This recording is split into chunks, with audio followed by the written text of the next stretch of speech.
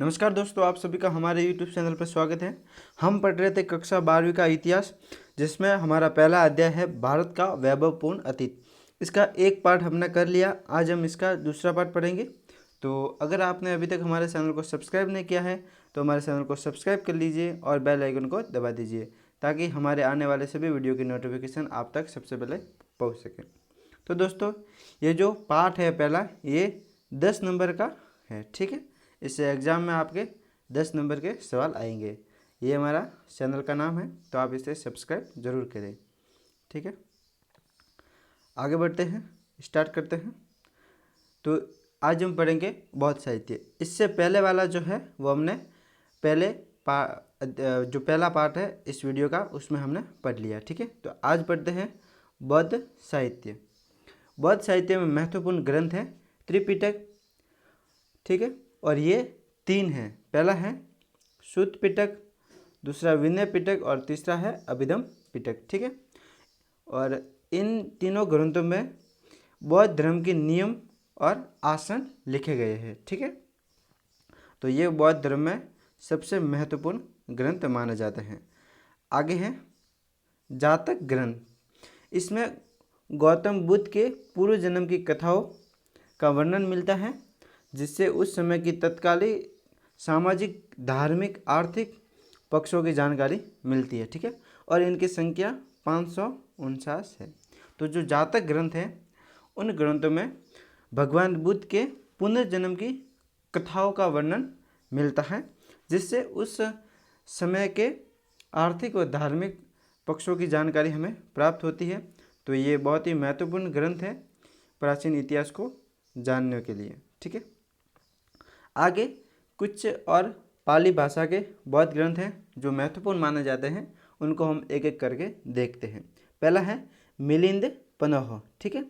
इसमें यूनानी आक्रमणकारी मिनेंडर तथा बौद्ध भिक्षु नागसेन के मध्य वार्ता का विवरण है, ठीक है। तो जो यूनानी आक्रमणकारी थे मिनेंडर, और जो बौद्ध भिक्षु मतलब जैसे हिंदुओं में ऋषि मुनि होते हैं, वैसे ही बौद्धों में बौद्ध भिक्षु होते हैं। तो बौद्ध भिक्षु नागसेन के मध्य वार्ता का विवरण इस मिलिंद पनोह ग्रंथ में दिया गया है, जो कि पाली भाषा में लिखा गया है, ठीक है। आगे है दीपवंश व महावंश। तो इसमें सिंहल द्वीप के इतिहास का वर्णन है। अब सिंहल द्वीप जो वर्तमान में श्रीलंका है, उसे ही सिंहल द्वीप कहा जाता था, ठीक है। आगे बढ़ते हैं। आगे है संस्कृत भाषा के कुछ बौद्ध ग्रंथ जो महत्वपूर्ण माने जाते हैं, उनको हम उनका नाम देखते हैं, ठीक है। पहला है महावस्तु ग्रंथ, दूसरा ललित विस्तार, मंजूश्री, मूलकल्प, अश्वघोष का बौद्ध चरित्र एवं चौधरानंद, और लास्ट और अंतिम है दिव्यावदान आदि और भी है, लेकिन हमने यहाँ पर जो प्रमुख ग्रंथ है उनको स्थान दिया है। आगे बढ़ते हैं। आगे है जैन साहित्य। तो जैन साहित्य भी बहुत ही महत्वपूर्ण है जो प्राचीन इतिहास को जानने में। तो जैन साहित्य है वह पाली भाषा में लिखा गया है।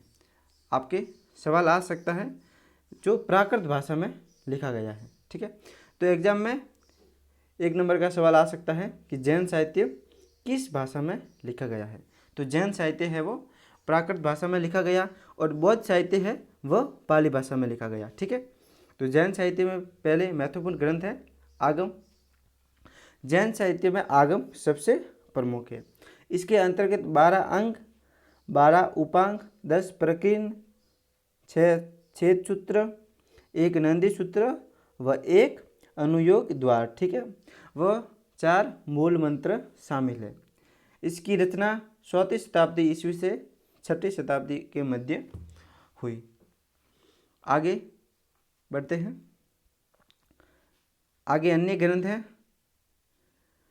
कथाकोश, परिशिष्ट पर्वन, भद्रबाहु चरित, कल्पसूत्र, भगवती सूत्र आदि, जो जैन साहित्य में प्रमुख ग्रंथ माने जाते हैं।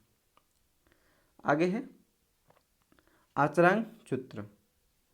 इसमें जैन साधुओं के आचार, व्यवहार से संबंधित नियमों का संकलन है। तो आश्रंग सूत्र है वह भी जो जैन साहित्य है उसका महत्वपूर्ण साहित्य रचना है। आगे है परिशिष्ट पर्वन। तो इसमें तत्कालिक राजाओं और जैन मुनियों के संबंधों के बारे में जानकारी मिलती है। तो इस ग्रंथ से हमें ये पता चलता है कि उस समय के राजाओं और जो जैन मुनि होते थे उनके मध्य कैसा व्यवहार था, कैसे संबंध थे, उनके बीच क्या क्या होता था, ये सब इस ग्रंथ में हमें जानकारी मिलती है। आगे है भद्रबाहु चरित।